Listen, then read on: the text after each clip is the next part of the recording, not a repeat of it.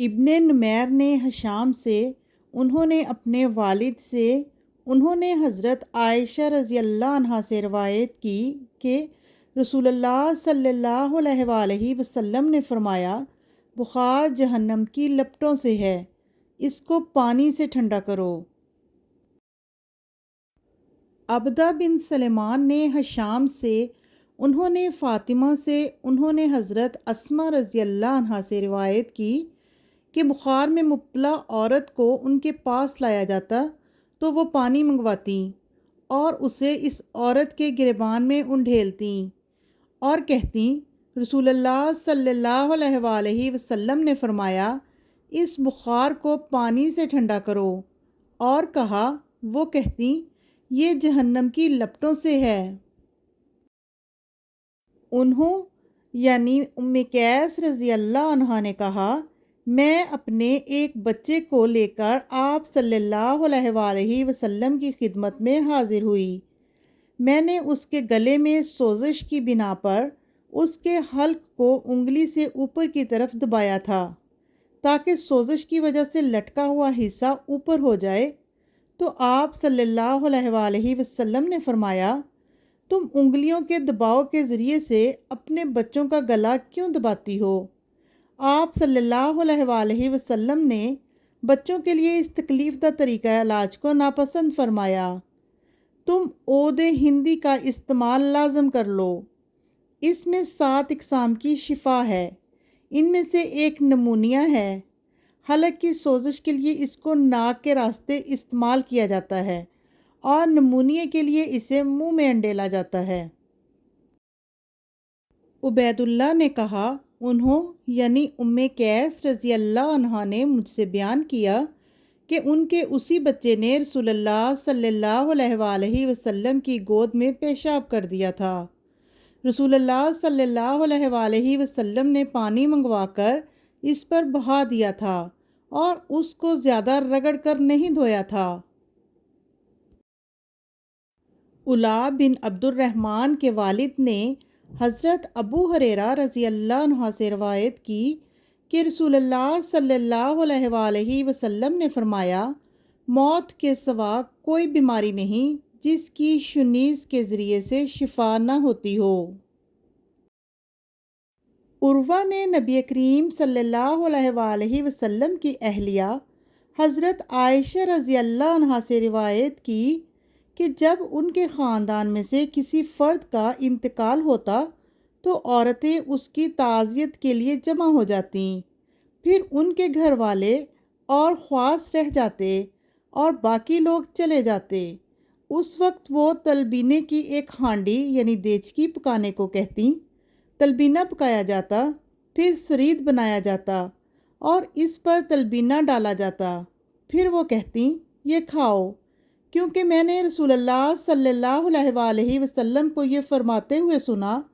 تلبینہ بیمار کے دل کو راحت بخشتا ہے اور غم کو ہلکا کرتا ہے۔ شعبہ نے قتادہ سے، انہوں نے ابو متوکل سے،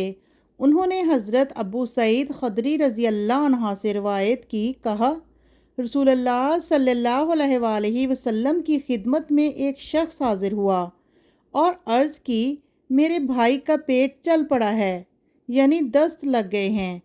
تو رسول اللہ صلی اللہ علیہ وآلہ وسلم نے فرمایا، اس کو شہد پلاؤ۔ اس نے اسے شہد پلایا، وہ پھر آیا اور کہا، میں نے اسے شہد پلایا ہے، اس سے دستوں کی تیزی میں مزید اضافہ ہو گیا ہے۔ آپ صلی اللہ علیہ وآلہ وسلم نے 3 بار اس سے وہی فرمایا، یعنی شہد پلاؤ۔ جب وہ چوتھی بار آیا تو آپ صلی اللہ علیہ وآلہ وسلم نے فرمایا، اسے شہد پلاؤ۔ اس نے کہا، میں نے اسے شہد پلایا ہے، اس سے دستوں میں اضافے کے علاوہ اور کچھ نہیں ہوا۔ تو رسول اللہ صلی اللہ علیہ وآلہ وسلم نے فرمایا، اللہ نے سچ فرمایا ہے کہ شہد میں شفا ہے اور تمہارے بھائی کا پیٹ جھوٹ بول رہا ہے۔ اس نے اسے اور شہد پلایا تو وہ تندرست ہو گیا۔ ابن جریج نے کہا، مجھے عمر بن دینار نے بتایا کہ عامر بن سعد نے انہیں خبر دی کہ کسی شخص نے حضرت سعد بن ابی وقاص رضی اللہ عنہ سے تعاون کے بارے میں سوال کیا، تو وہاں موجود حضرت اسامہ بن زید رضی اللہ عنہ نے کہا، میں تمہیں اس کے بارے میں بتاتا ہوں۔ رسول اللہ صلی اللہ علیہ وآلہ وسلم نے فرمایا، یہ ایک عذاب یا سزا ہے جسے اللہ تعالیٰ نے بنی اسرائیل کے ایک گروہ پر بھیجا تھا، یا فرمایا ان لوگوں پر جو تم سے پہلے تھے، لہٰذا جب تم کسی سرزمین میں اس کے پھیلنے کے متعلق سنو تو اس میں اس کے ہوتے ہوئے داخل نہ ہونا، اور جب یہ تم پر وارد ہو جائے تو اس سے بھاگ کر وہاں سے نہ نکلنا۔ اولا کے والد عبد الرحمن نے حضرت ابو ہریرہ رضی اللہ عنہ سے روایت کی کہ رسول اللہ صلی اللہ علیہ وآلہ وسلم نے فرمایا، کسی سے خود بخود مرض کا لگ جانا، کھوپڑی سے الو کا نکلنا، ستارے کے غائب ہونے اور طلوع ہونے سے بارش برسنا اور سفر کی نحوست کی کوئی حقیقت نہیں۔ یزید تستری نے کہا، ہمیں ابو زبیر نے حضرت جابر رضی اللہ عنہ سے روایت کی، کہا رسول اللہ صلی اللہ علیہ وآلہ وسلم نے فرمایا، کسی سے کوئی مرض خود بخود نہیں چمٹتا، نہ چھلاوا کوئی چیز ہے، نہ سفر کی نحوست کوئی حقیقت ہے۔ معمر نے زہری سے، انہوں نے عبید اللہ بن عبداللہ بن عتبہ سے روایت کی کہ حضرت ابو ہریرہ رضی اللہ عنہ نے کہا، میں نے نبی کریم صلی اللہ علیہ وآلہ وسلم کو فرماتے سنا، بدشگونی کوئی حقیقت نہیں،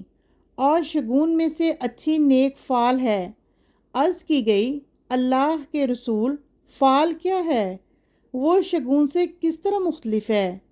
آپ صلی اللہ علیہ وآلہ وسلم نے فرمایا، فعل نیک کلمہ ہے جو تم میں سے کوئی شخص سنتا ہے۔ شعبہ نے کہا، میں نے قتادہ سے سنا، وہ حضرت انس بن مالک رضی اللہ عنہ سے حدیث روایت کر رہے تھے کہ نبی کریم صلی اللہ علیہ وآلہ وسلم نے فرمایا، کسی سے کوئی مرض خود بخود نہیں لگتا، برا شگون کوئی چیز نہیں، اور مجھے نیک فعل اچھی لگتی ہے۔ کہا، آپ صلی اللہ علیہ وآلہ وسلم سے عرض کی گئی، نیک فعل کیا ہے؟ فرمایا، پاکیزہ کلمہ، یعنی دعا یا حوصلہ افزائی یا دانائی پر مبنی کوئی جملہ۔